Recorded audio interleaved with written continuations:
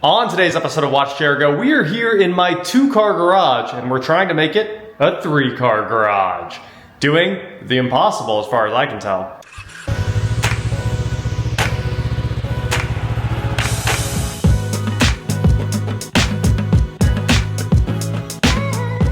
What is going on, guys? I am WatchJRGo, and like I said, we are here in the garage that has a single 16-foot door with two cars that I love very much inside here. We got the 65 Ford and the 67 Camaro, but it needs space for one more car so we can keep a bit more of the collection inside.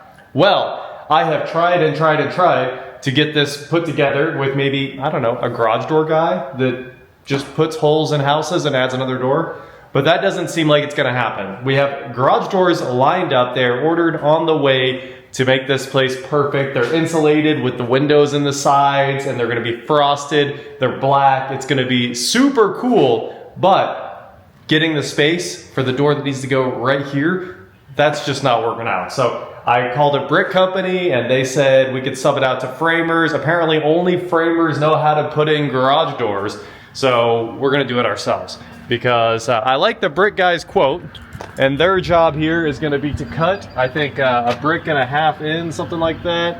Probably right there. I think on that line, they're gonna cut all the way up, give me about a 12, 14 inch pillar, because I think a small pillar is gonna look good, and then cut all the way over, put in an angle iron header like that door has, and that door has, and then restack the bricks on top of it. And also, obviously, make the hole where we're gonna drive in. Hopefully that includes cutting out the stem wall there. Unfortunately though, before they can get started, we have to have the door framed in. So Eric and I are just gonna figure this out because I couldn't find any other good way to get this done. So to start with, we're gonna start deleting everything out of this area. Eventually it's all gonna have to go anyway because you don't actually have room to open a car door in here because of how tight it is. If this would have been done correctly, that door over there, the big door, would have been pushed over about 2 foot, at least 2 foot, and then there would have been a lot of room in the garage to make everything work as it should. But as is, we're gonna cover the other side in cabinets, and maybe we'll even cover this side in cabinets when the dream garage build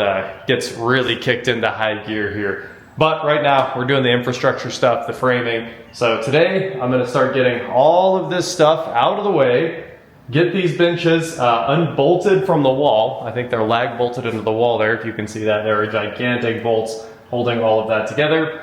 We're gonna get all that torn apart, get this shelf off the wall to basically just strip all the junk out of the way, and also get all the trim and all this little junk cleared out, and get ready to cut this big hole.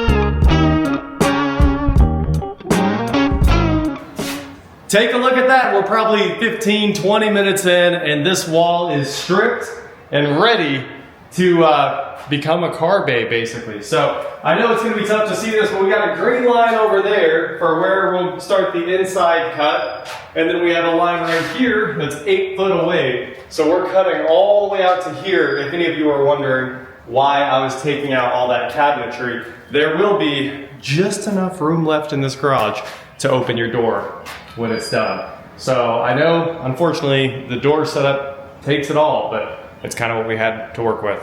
Just so you guys can have a better idea of what I'm talking about, this is our 8 foot mark on the garage door. So that is all that's left right there over to the side of the house. So obviously all that cabinetry had to go. It took up a ton of room. I'm not sure you guys can even imagine how poorly the work was done when they installed this door or whatever they did here. It was trimmed around it, so I didn't see it until now, but I can't wait to show you guys how bad it is. Take a look at this. Once I got the trim off, you can see daylight all the way outside through that door frame, just kind of moving up and down there. It is horrific.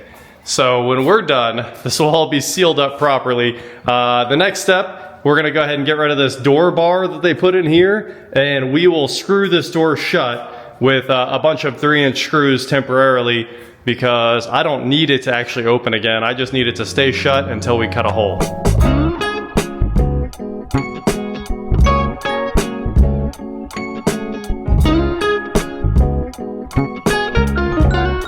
Now for the question everybody wants to know the answer to.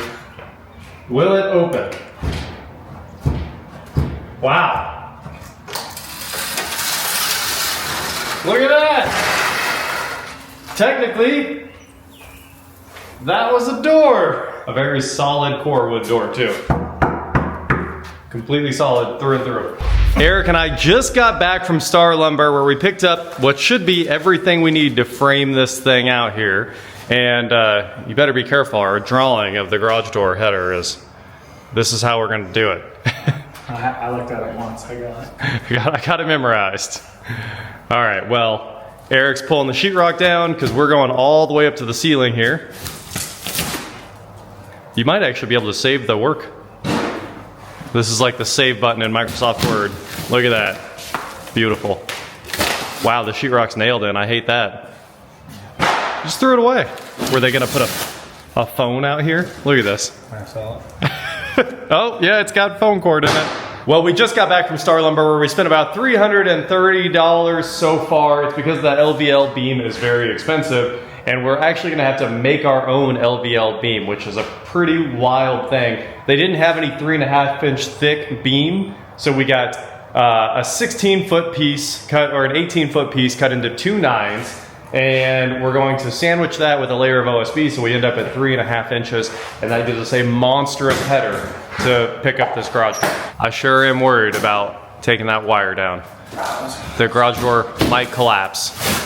Guys, this thing is so poorly built. You can see they have a wire here holding the garage door spring over. It's just a bunch of junk. And I can't wait for this garage door to get ripped out and replaced.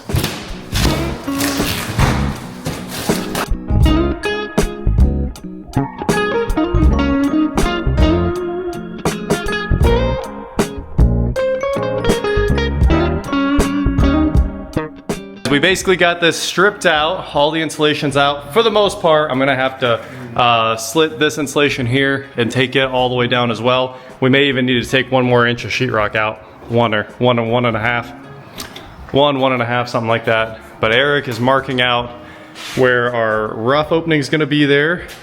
And I did just finish loading up all the sheetrock we took down. Became a thing. Here's our first king stud. Good enough. Yep, I call that ready. Screw the header into it and let's get out of here. I have late flashbacks.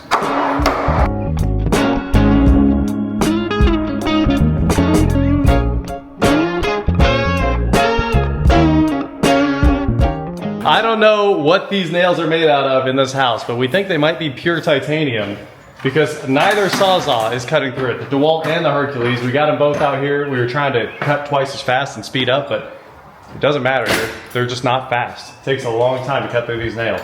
Is that the piece that we need? Oh, you gotta cut a couple of those so we can get it long enough. I gotcha. Forgot what we were doing there. So Eric is doing the glue lamb double LVL layup there. We've got our LVL beam in the back of the truck. And here we are rocking and rolling. You guys can see all the king and jack studs are in here and we're getting ready. Well, I'm demoing all of this right now. And here in just a few minutes, it just takes a lot of Sawzalling to get through all the nails they put in here. We'll have all this cleared out and we'll be ready to drop in our new piece.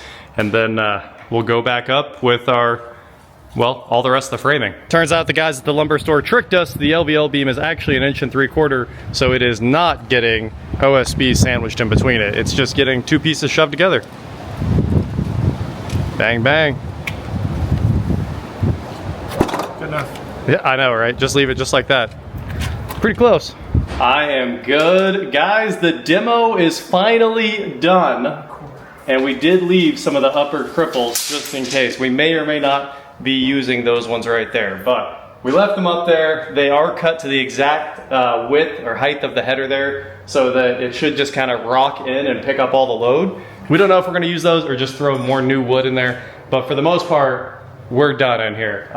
Eric is gonna trim the length of our LVL right there. We just took some of those monster Simpson strong tie bolts and sent them all the way through this board, and underneath it has 2 every 12 inches or something like that.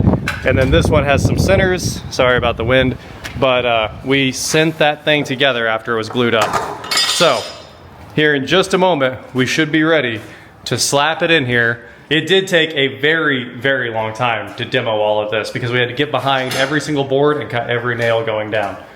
We didn't want to wreck all the sheeting until the brick guys get here, hopefully this week. So that's where we're at. Garage door coming along. Basically, it's just like framing a normal door, but way bigger and with way more lumber. So just put 4 boards in there and maybe even 6. Oh.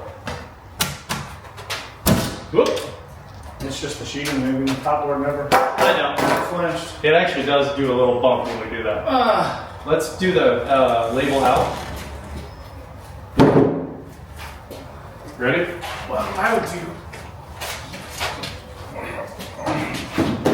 So. Okay, yeah, go ahead. If you can handle it, I was worried. Here. Oh, stay there so it doesn't fall. I mean, it's not gonna fall. I got this. She's a little long.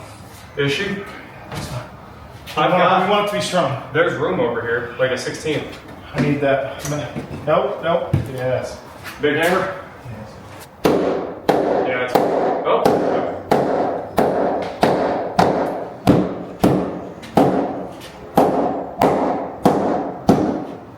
Want a header. Moon header. Hold yours.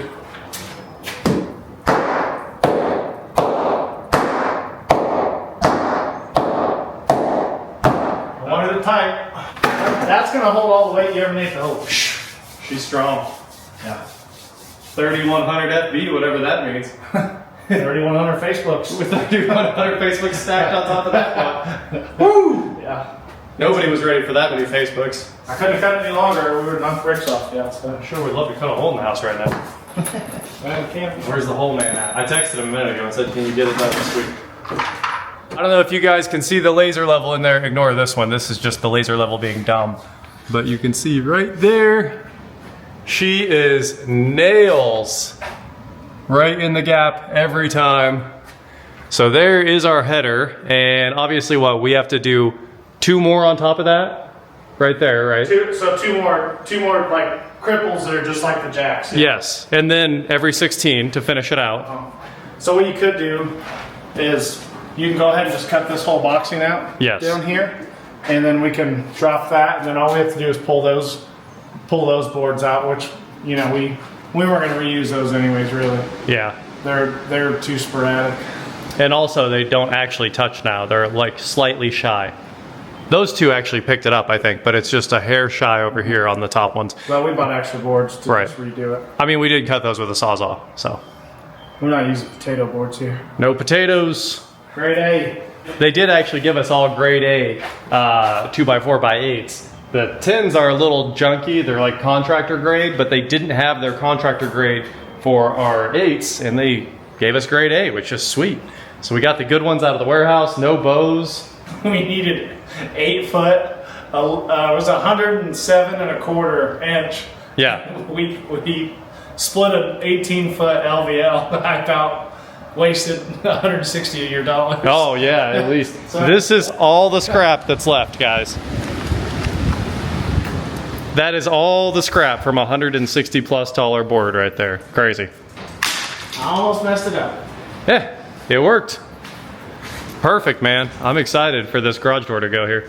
It is so close to the wall now that I see it in reality that it's going to be hard to open doors. But even if we'd have to like redo the entire garage and there's not enough room over there to really move it all over. Oh, you just, whatever goes in here gets backed in, no problem. Or whatever goes in here gets parked slightly over because there's plenty of room between the bays. Yeah. But even if you just backed the vehicle in here, Oh yeah, totally good. I guess this is the show garage. supercar. Yes, yes. This is the show garage for sure. That way you can pull it over tighter to the wall and have all the room in here to open, but no girls. Or the doors have to go up. The doors go up. Hey, all the garage doors are going to be completely tight to the ceiling. I can't wait for that. Well, we went to pick up this material at noon. It's now 5:16 and we have a garage door framed in. All the demo done, all the garage door action done. All that's left, obviously, is cutting our sill plate there all the way across and just cutting.